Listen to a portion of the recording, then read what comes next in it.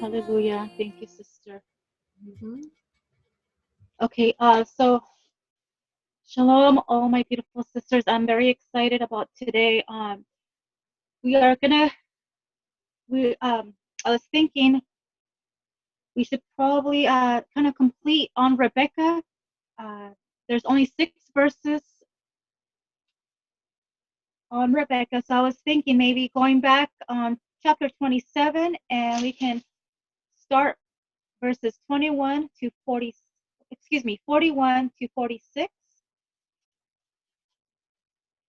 And if one of you ladies would like to read, let me know. If not, I can go ahead and read the last 6 verses.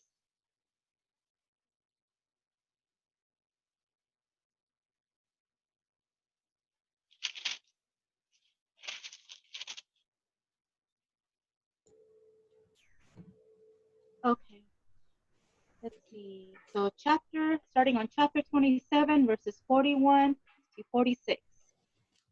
And Esau hated Jacob because of the blessings wherewith his father, which wherewith his father blessed him. And Esau said in his heart, the days of mourning for my father are at hand.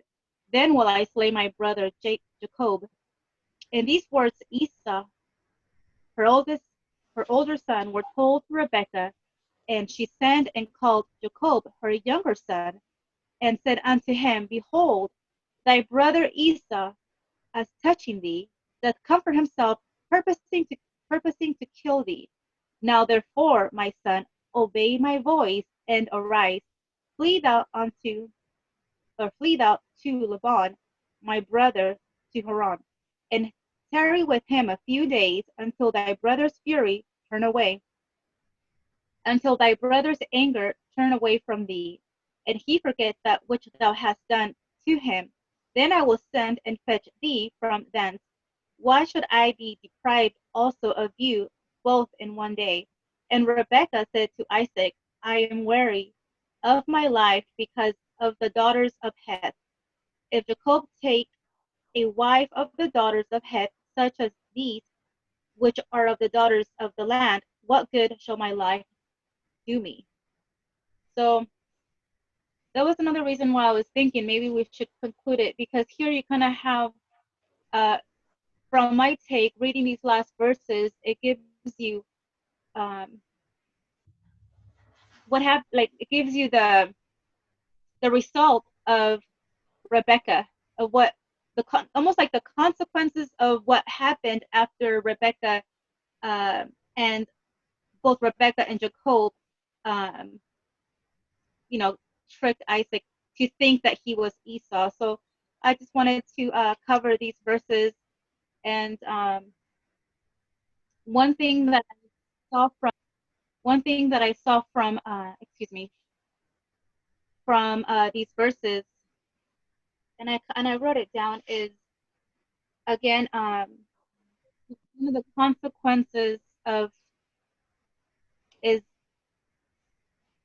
the division amongst the brothers between Esau and Jacob.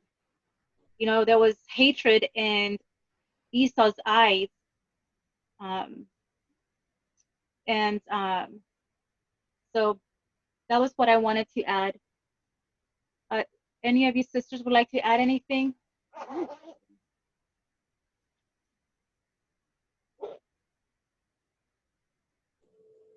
It was an interesting transition into where we begin to read about Jacob and Laban's relationship further down in Genesis, because I never noticed that before, that it's the mom that tells him to flee to where her brother Laban is. I never noticed that connection before. But yeah, I mean, there's a lot there, though.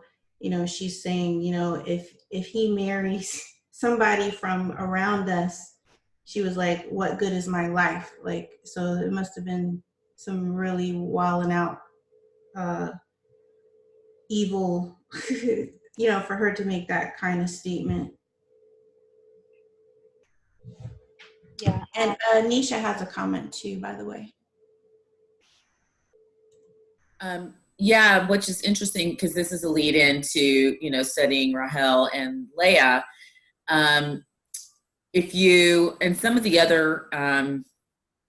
other books, they give kind of an historical account of the brothers of Heth and the activities that they were involved in were the exact opposite of keeping Yahuwah's commands.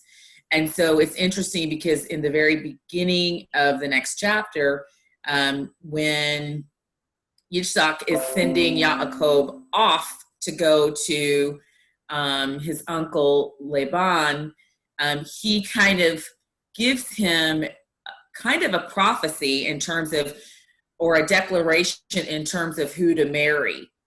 Probably, I'm wondering if in direct relation to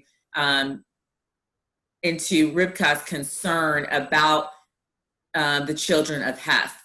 And if you know anything about the children of Heth, they left the top of the mountain where everybody was following Yahuwah's commands, and they were doing the opposite of following Yahuwah's commands. So they were in a lot of trouble. So Yitzhak kind of prophesies, like at the very beginning of the chapter 28, to Yaakov who to marry.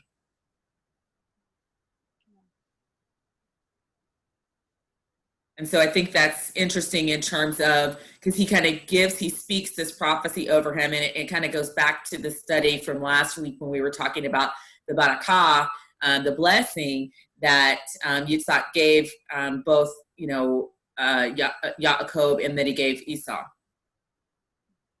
And it directly relates to the two sisters that we're going to be studying moving forward. It's definitely interesting what you just mentioned, sister. And here in verse 46, I just kind of wanted to add to what you just said. You have, like you said, you have Rebecca speaking to Isaac and letting him know. It seems like now she's telling him, basically keeping him, updating him, or just telling him what had happened. And now, because of her concern that she needs to send off Jacob, so he doesn't get, because of her fear that Esau is going to hurt him, she has to come forth and be honest with her husband. But and like you said, starting in the next chapter, in chapter 28, you have Isaac talking to his son and saying, do not do this. Like, he's giving him instructions of what to do and what not to do. And at the same time, it's interesting because, again, here you have him blessing him, even though he, at this point, he probably already knows, what happened with Rebecca. And I don't know, correct me if I'm wrong, but it sounds like Isaac already knows that, Rebecca was in on it with her son Jacob to trick him to thinking that he was Esau, and then he blessed him. And so, but in the next chapter, just really quickly, it just looks like Isaac blesses him. It says, and Isaac called Jacob and blessed him and charged him and said unto him, thou shalt not take a wife of the daughters of Canaan.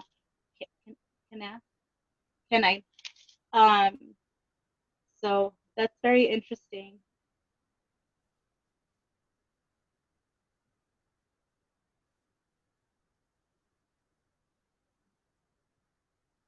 Sister Linda. Go ahead, Sister Linda. Thank you. Yes, I just wanted to say, one of you probably already said it, but I've been trying to channel down to and getting a grip on, making a transition over to the Bible study. But the main reason for them not wanting their children to marry the Canaanite was because of the idolatry, right? Because the Canaanites were an idolatrous nation. That was the main reason why they were told not to marry the Canaanites, because because they would turn the hearts of the children of Yah to their gods, to their idolatrous gods. And that was the main reason why they were told not to marry with the Canaanite women. It wasn't because of like a genetic thing or, you know, something like that. It was because of their culture, because they were an idolatrous nation of people. So you just could only imagine what type of things they were worshiping at that time. And that was the main reason why. And I suppose that was one of the things that was so grievous for Rebecca, especially who, you know what type of women these were, whether it was voodoo or, you know what I mean, all kind of strange occultic type practices or whatever. And they were it was weary, and it was, you know, it probably was trying to cast spells on Rebecca. Do you follow what I'm saying? Because when things is not right within your household, you know it. You know, you can feel when the spirit, when the ruach is not right. You know what I mean? You can feel when people come to your home and they are not operating under the ruach that you are accustomed, the shalom and everything that you're accustomed to. So I can imagine what it must have been like for them at that time, and with all of these strange types of women, with all these strange types of ways, and well, I suppose that was very burdensome upon them. You know, that's all I wanted to add. Thank you, sister. Sister Naisha? Anisha.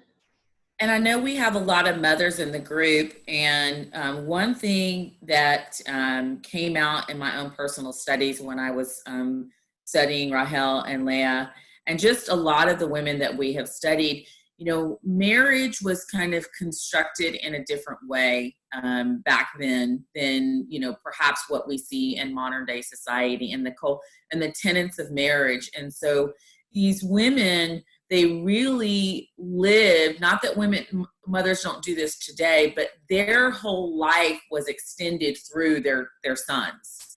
And you see that a lot as we get deeper into the study with Rahel and Leah.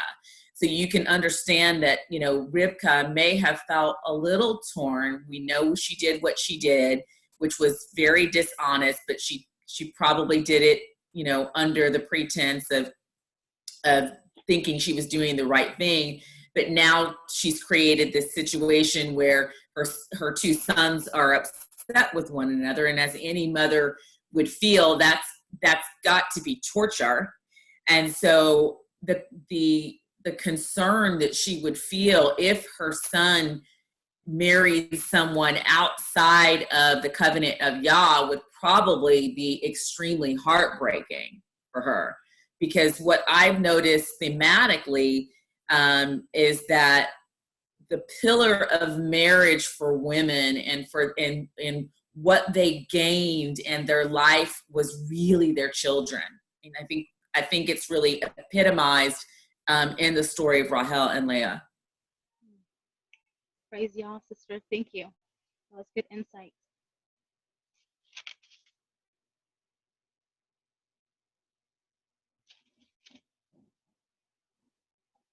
Any other comments, sisters?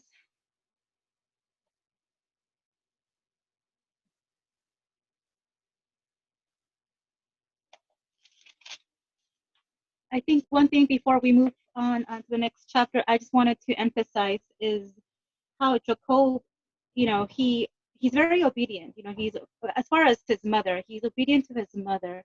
He hears her voice. She says, "Obey my voice." He goes and does. And I just wanted to emphasize on that because here in chapter 28, here after Isaac speaks to Jacob and gives him the instructions not to marry a daughter of the Canaanites. In verse 7 it says, and Jacob obeyed his father and his mother, and so he goes on to this next city. And I just want to emphasize on that verse because later on we're going to see, like Sister Naisha was commenting, when he meets Rachel and Leah, how he cries out and weeps when he sees Rachel. But also in the next verse, in verse 8, I just want to make a quick comparison between Esau and Jacob. That it says, and Esau, seeing that the daughters of the Kenites pleased not Isaac his father, then went Esau unto Ishmael and took unto the wives which he had which he had. And so basically he goes and marries, or takes a wife of the daughters of Ishmael. So he goes and does the opposite of what his parents tell him, say not to do, or do not want them to do. But definitely this is heartbreaking for Rebecca. And this could be one of the consequences. You may see it that way, you may not see it that way, but it does seem like it would be one of the consequences for her actions, for moving and doing what she did. Okay, sisters, just if there's any comments or any other additional insight that you would like to share with us, please let us know.